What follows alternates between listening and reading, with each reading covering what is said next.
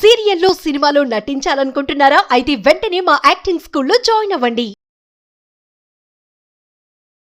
నమస్తే, welcome back to Suman TV. Present మనతో పాటు ఉన్నారు అనలిస్ట్ మందర్ కృష్ణారెడ్డి గారు. నమస్తే సార్. నమస్తే అమ్మా. సార్, బంగారం విషయానికి వస్తే మన భారతీయులు ముఖ్యంగా అంటే నగలు కొనడం కంటే దాచుకోవడం ఎక్కువైపోయిందంట. అంటే వరల్డ్ గోల్డ్ కౌన్సిల్ గణాంకాల ప్రకారం చూసుకుంటే మన భారతీయుల దగ్గర ఉన్నటువంటి బంగారం, మనం చాలా వీడియోలో మాట్లాడుకున్నాం, మన దగ్గర ఉన్నటువంటి గోల్డ్ ఇంకెక్కడా లేదు ప్రపంచ దేశాల్లో అనేసి. మరి ఒక్కసారి మరి WGC చెప్తున్నటువంటి ఆ గణాంకాలు ఏంటి ఒకసారి?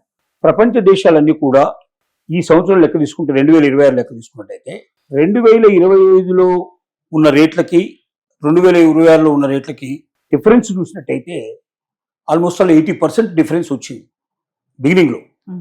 మళ్ళీ కొంత తగ్గింది ఇప్పుడు, కానీ బిగినింగ్లో 80% డిఫరెన్స్ దాకా వచ్చింది.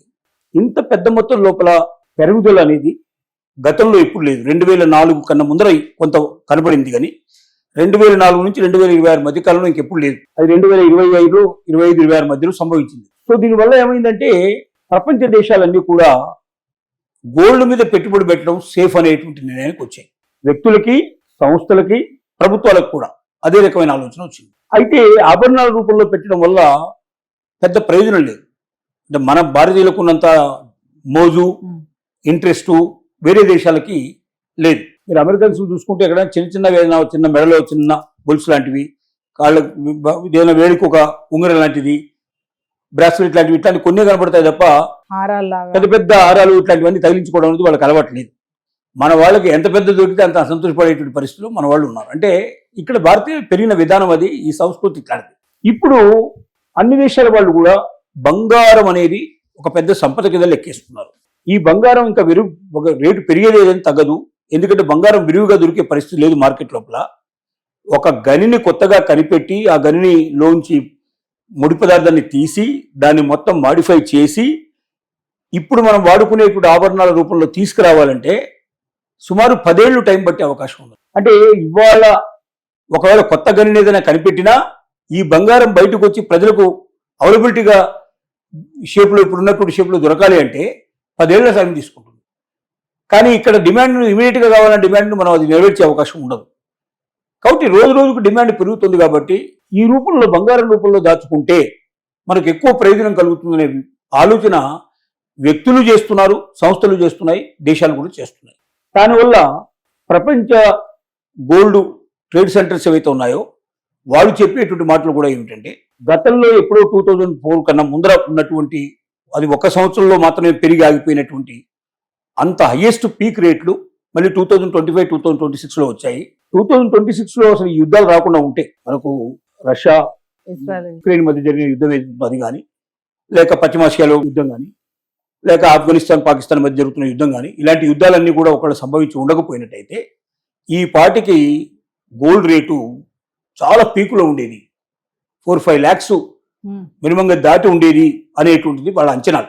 ఇప్పుడు కూడా సంవత్సరాంతానికి 2 పెరిగే అవకాశం ఉంటుంది. ఇప్పుడున్న రేటు కన్నా 2 పెరిగే అవకాశం ఉంటుంది. ఎందుకంటే గోల్డ్ ఔన్స్ రేట్ ఇప్పుడు 400 చిల్లర ఇవాళ మనకు డాలర్లకు దొరుకుతుంది.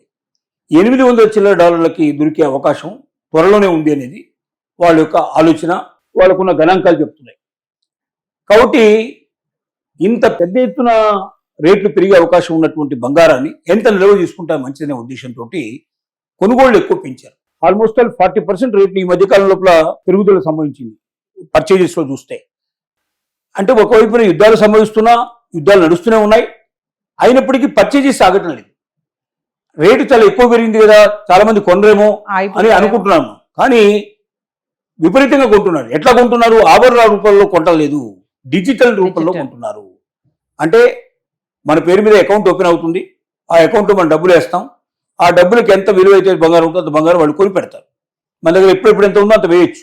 వాళ్ళు ఆ రోజున మనం డబ్బులు ఎంత పెట్టామో చూసి ఆ డబ్బులు విలువైన బంగారాన్ని మన పేరు మీద బుక్ చేసి పెట్టి ఉంచుతారు. మనం ఓవర్ పీరియడ్ ఈ సంవత్సరం 2 సంవత్సరాలు మనకి ఎంతో టైం కావచ్చు తీసుకొని ఎప్పుడైతే మనకు బాగా అవసరాలు ఉంటాయో అప్పుడు మనం తీసుకునేటప్పుడు చూస్తే ఈ మొత్తం బంగారానికి ఎంత రేటు పెరిగిందో ఆ రేటు ప్రకారంగా ఆ రోజున రేటుకి మనం పెట్టిన రోజులకు మధ్యలో ఉన్న డిఫరెన్స్ ఎంత ఉందో అంత కూడా పెంచి మనకు టోటల్గా ఇచ్చేస్తాం. ఒకవేళ తగ్గిపోతే ఆటోమేటిక్గా తగ్గడానికి కూడా పాసిబిలిటీస్ ఉంటాయి. కానీ తగ్గే అవకాశాలు మనకి ఏం కనబడలేదు. తగ్గిన ఓన్లీ టెంపరీగా 1 or 2 months మాత్రమే తగ్గుతున్నాయి తప్ప డేసే ఒక 4-5 రోజుల్లో మళ్ళీ పెరుగుదల కనబడుతుంది, 4-5 రోజుల్లో తగ్గుదల కనబడుతుంది. ఈ లెక్కన బంగారం రేటు విపరీతంగా పెరుగుతుంది మార్కెట్ లోపల.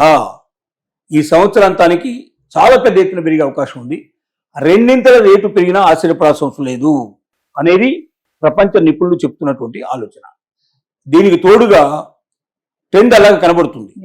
బంగారం రేటు ఇంత పెరిగినా కూడా కొనుగోళ్లు ఆగలేదు. 40% కొనుగోళ్లు పెరిగాయి, ఇంకా రేటు ఎక్కువ పెరిగాయంటే, అధికంగా వచ్చాయంటే జనం పెరిగిన రేట్లలో కూడా కొనడానికి సిద్ధపడే వాళ్ళు చాలా మంది ఉన్నారు, పెద్ద ఎత్తున కొంటున్నారు. ఈ పెద్ద ఎత్తున కొనేటువంటి పరిస్థితి ఇంకా ఇలాగే కంటిన్యూ అయినట్టయితే తప్పనిసరిగా రేట్లు బాగా పెరుగుదల ఉంటుంది. ఈ టెంపరీగా ఏదో తగ్గిపోయాయని బాధపడే వాళ్ళు చాలా మంది ఏదైనా అవసరం ఉండి ఇప్పుడే అమ్మేసుకుందాం, అనవసరంగా తగ్గుతున్నాయి కదా ఇంకా తగ్గిపోతాయని భయపడి అమ్మేటి వాళ్ళు ఉన్నారు.